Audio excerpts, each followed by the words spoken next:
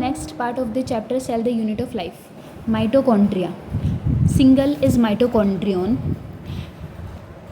ये easily visible नहीं होता माइक्रोस्कोप के अंदर क्योंकि बहुत छोटी सी ऑर्गेनेल है, इसलिए हमें इसको स्टेन करना पड़ता है, कलर करना पड़ता है इसको ईजिली ऑब्जर्व करने के लिए अंडर माइक्रोस्कोप.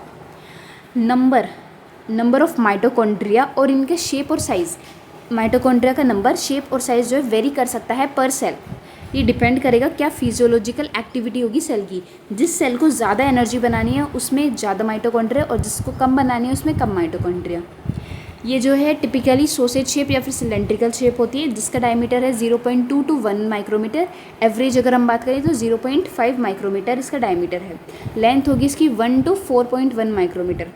हर एक mitochondria double membrane bound structure है, एक आउटर इस टाइप के और एक इनर जिसमें इस तरीके से फोल्डिंग्स होते हैं जिसको हम क्रिस्टा बोलते हैं.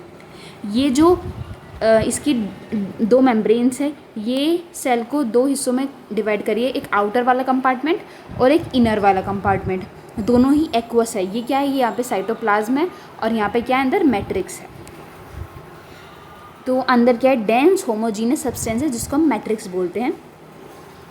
फिर अंदर वाली मेम्ब्रेन में इनफोल्डिंग्स होंगे जिसको हम क्रिस्टा बोल देंगे. क्रिस्टा क्यों, ताकि सरफेस एरिया बढ़ सके फॉर एंजाइमेटिक कंटेंट, यानी कि सरफेस एरिया बढ़ सके. तो जितना ज़्यादा सरफेस एरिया होगा उतना ही ज़्यादा इसके पास एंजाइम्स बैठने के लिए जगह मिलेगी. तो ज़्यादा एंजाइम्स बैठेंगे ज़्यादा एटीपी फॉर्मेशन होगी.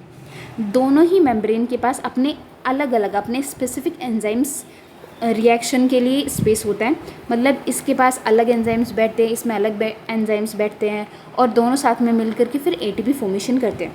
सो दोनों membranes have their own specific enzymes associated with the mitochondrial functions. Mitochondria is the site of aerobic respiration. यहाँ पे क्या होता है, ऑक्सीजन आती है एंड एटीपी का फॉर्मेशन होता है. Cellular energy in the form of ATP. ATP क्या है, सेल की एनर्जी करेंसी है, एनर्जी यूनिट है. फिर इसको हम पावर हाउस बोलते हैं. क्यों, क्योंकि यहाँ पे सेल की पावर बन रही है, सेल की एनर्जी बन रही है.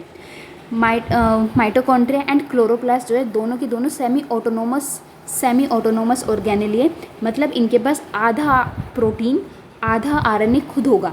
आधे प्रोटीन पे ये न्यूक्लियस पे डिपेंड करेंगे, इसलिए न्यूक्लियस की इन्हें ज़रूरत पड़ेगी. लेकिन इनके पास खुद का डीएनए, खुद का आरएनए, खुद का प्रोटीन भी होगा.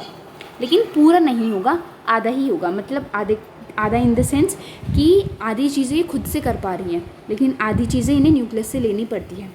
तो इनके अंदर भी डबल स्ट्रैंडेड सर्कुलर डीएनए होगा. और एक यहाँ पे ये मत समझ लेना कि यहाँ पे सिंगल स्ट्रैंडेड लिखा है. इसका मतलब ये है कि सिंगल डीएनए यानी कि डीएनए का मॉलिक्यूल एक ही होगा लेकिन वो डबल स्ट्रैंडेड होगा. जैसे न्यूक्लियस में होता है ऐसे ही इसमें होगा, ऐसे ही क्लोरोप्लास्ट में होगा. न्यूक्लियस में क्या होता है जिसको हम न्यूक्लियोइड बोलते हैं, डबल स्ट्रैंडेड सर्कुलर डीएनए होता है इस टाइप का. तो ऐसे ही डीएनए किसमें होगा, माइटोकॉन्ड्रिया में, और ऐसे ही डीएनए क्लोरोप्लास्ट में होगा. फिर यहाँ पे कुछ डीएनए मॉलिक्यूल्स, एक डीएनए मॉलिक्यूल्स होगा, कुछ आरएनए मॉलिक्यूल्स होंगे, कुछ प्रोटीन्स होगा, राइबोसोम होगा क्योंकि यहाँ पे प्रोटीन बनना है. Mitochondria is divided by fission. Mitochondria fission से डिवाइड करते हैं, यानी कि ये एक माइटोकॉन्ड्रिया तो सिंपल दो हिस्सों में टूट जाएंगे.